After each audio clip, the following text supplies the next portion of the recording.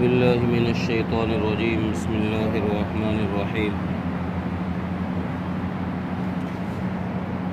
وبكفرهم وقولهم على مريم بهتانا عظيما وقولهم إنا قتلنا المسيح عيسى ابن مريم رسول الله وما قتلوه وما صلبوه ولكن شبه لهم وإن الذين اختلفوا فيه لفي شك منه ما لهم به من علم إلا اتباع الظن وما قتلوه يقينا بل رفعه الله إليه وكان الله عزيزا حكيما.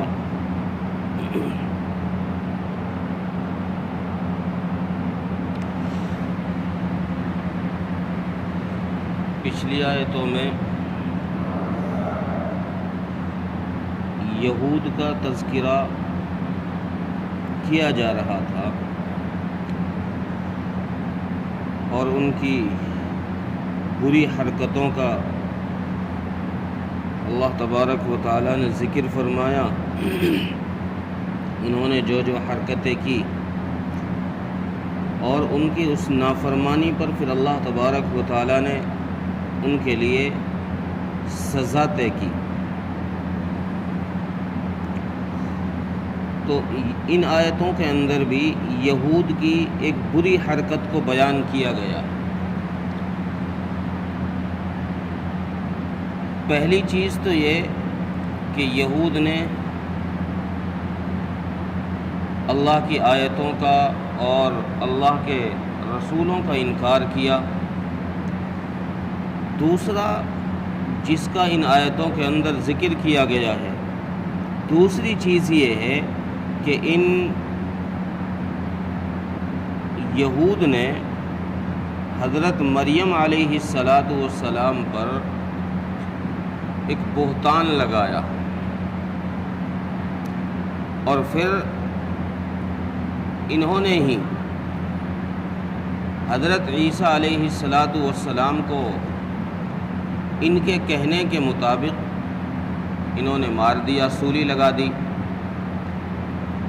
لیکن اللہ تبارک و تعالیٰ نے اس بات سے انکار کرتے ہوئے فرمایا کہ نہ انہوں نے مارا ہے اور نہ انہوں نے سولی لگائی ہے، سولی پر بھی ان کو نہیں چڑھایا. ہم نے ان کو ایک شبہ میں ڈال دیا ہے، شک کے اندر ڈال دیا ہے. اور آخر میں پھر اللہ تبارک و تعالیٰ نے فرمایا کہ ان کے پاس وہ طاقت نہیں ہے کہ یہ ہمارے رسول کو مار سکیں، بلکہ اللہ تبارک و تعالیٰ نے حضرت عیسیٰ علیہ السلام کو اپنے پاس آسمانوں پر اٹھا لیا. اور ہمارا عقیدہ یہ ہے کہ حضرت عیسیٰ علیہ السلام اب دوبارہ رسول اکرم صلی اللہ علیہ وسلم کے امتی بن کر قیامت سے پہلے آئیں گے اور آپ ہی آ کر دجال کا خاتمہ کریں گے. تو ان آیتوں کے اندر یہود کی اس حرکت کا ذکر کیا گیا ہے. پہلی بات یہ کہ یہود نے حضرت مریم پر بہتان باندھا. بہتان کیا تھا؟ یہودی کہتے تھے کہ مریم کا رشتہ یوسف نجار ایک شخص تھا، اس سے ہو گیا. ان یہودیوں کے کہنے کے مطابق یوسف نجار سے اس کا رشتہ ہوا اور ان کی رخصتی نہیں ہوئی. یہ پہلے ہی یوسف نجار سے ملی جس کی وجہ سے ان کے پیٹ میں حمل ہوا. اور یہ حضرت عیسیٰ علیہ السلام کو یوسف نجار کا بیٹا کہا کرتے تھے. یہ بہتان انہوں نے حضرت مریم پر لگایا.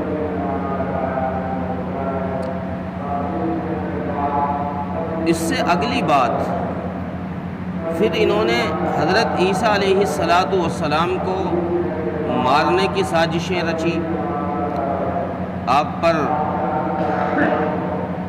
انہوں نے گھیراؤ کیا اور آپ کو مارنا چاہا، جس کا ذکر تیسرے پارے میں سورہ آل عمران میں مفصل گزر چکا ہے. وہاں اللہ تبارک و تعالیٰ نے 5 باتیں ارشاد فرمائی تھی. ان 5 میں سے ایک بات یہ ہے کہ یہ یہود ہمارے رسول کو مارنے پر قدرت نہیں رکھتے، ان کے بس میں نہیں ہے کہ یہ ہمارے رسول کو مار دیں۔ انہوں نے سازش کی۔ سازش کیا کی کہ حضرت عیسیٰ علیہ السلام کو سولی چڑھا دیا جائے اور ان کا خاتمہ کر دیا جائے۔ چونکہ یہ یہود سوائے حضرت موسیٰ کے اور تورات کے اور کسی کا یہ اقرار ہی نہیں کرتے تھے۔ ان کو یہ بات برداشت ہی نہیں تھی کہ کوئی اور بھی نبی بن کے آئے یا کسی اور پر آسمانی کتاب آئے۔ تھوڑا بہت انہوں نے اگر مانا بھی ہے تو حضرت موسیٰ اور تورات کو مانا ہے، تھوڑا بہت، ورنہ تو اکثریت نے تورات کے اندر بھی ترمیم کی ہے، اس کو بھی نہیں مانا، اور حضرت موسیٰ علیہ السلام کی شریعت پر انہوں نے بالکل عمل نہیں کیا، اس سے دور ہی رہے۔ تو انہوں نے جب حضرت عیسیٰ علیہ السلام کو مارنے کی سازش رچی تو حضرت عیسیٰ علیہ السلام کی سازش میں انہوں نے مکان کا گھیراؤ کر لیا جس مکان میں حضرت عیسیٰ علیہ السلام تھے۔ دو طرح کی روایات مفسرین نے ذکر فرمائی۔ قرآن کریم میں وَلَٰكِن شُبِّهَ لَهُمْ، اللہ نے ایک لفظ ارشاد فرمایا کہ ہم نے ان کو شبہ میں ڈال دیا۔ شبہ کیا ہے؟ اس کی تفسیر میں مفسر قرآن حضرت ضحاک رحمۃ اللہ علیہ فرماتے ہیں کہ جب یہ حضرت عیسیٰ علیہ السلام کو قتل کرنے کے لیے چلے تو حضرت عیسیٰ علیہ السلام کے حواریوں کو یہ بات پتہ لگ گئی، جو حضرت عیسیٰ علیہ السلام کے صحابی کہہ لیجیے، جو ان کے اتباع کرنے والے لوگ تھے، ان کو پتہ چل گئی۔ تو یہ شخص جس مکان میں حضرت عیسیٰ علیہ السلام تھے اس مکان پر یہ شخص جا پہنچے۔ حواری جو حضرت عیسیٰ علیہ السلام کے ماننے والے لوگ تھے یہ سب اس مکان میں داخل ہو گئے۔ اس مکان کو یہود کے جو جماعت حضرت عیسیٰ کو قتل کرنے آئی تھی اس جماعت کو ابلیس نے اطلاع دے دی حضرت عیسیٰ علیہ السلام کی کہ اس مکان میں ہے، چنانچہ اس جماعت نے اس مکان کا گھیراؤ کر لیا۔ مفسرین لکھتے ہیں کہ 4000 یہودی تھے جنہوں نے اس ایک کمرے کا گھیراؤ کیا جس میں حضرت عیسیٰ اور آپ کے حواریین تھے۔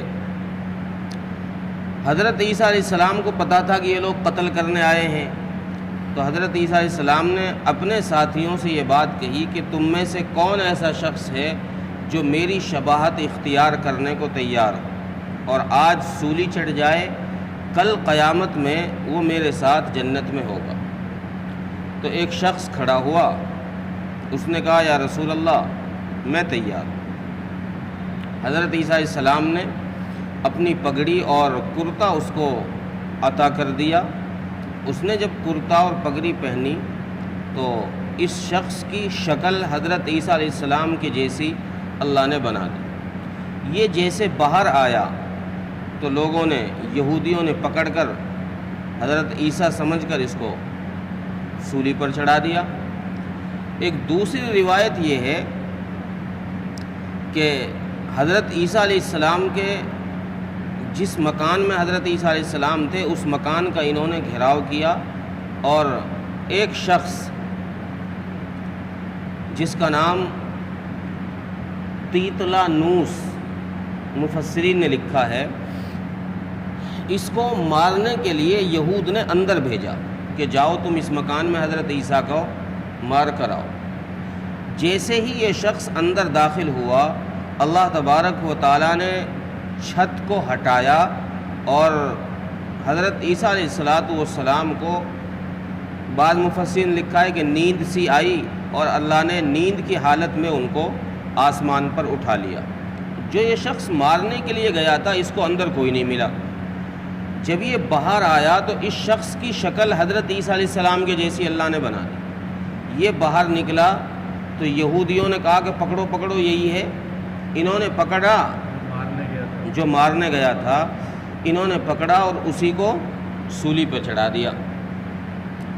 جب اس کو سولی دے دی، انہوں نے ختم کر دیا، تو اب کچھ لوگ اس بات کے شبہ میں پڑ گئے کہ بھائی ہم نے بھی تو اپنا ایک آدمی بھیجا تھا، اس میں ہم نے بھی کمرے میں ایک آدمی اپنا بھیجا تھا جو حضرت عیسیٰ کو مارنے کے لیے گیا تھا، تو ہمارا آدمی کہاں گیا؟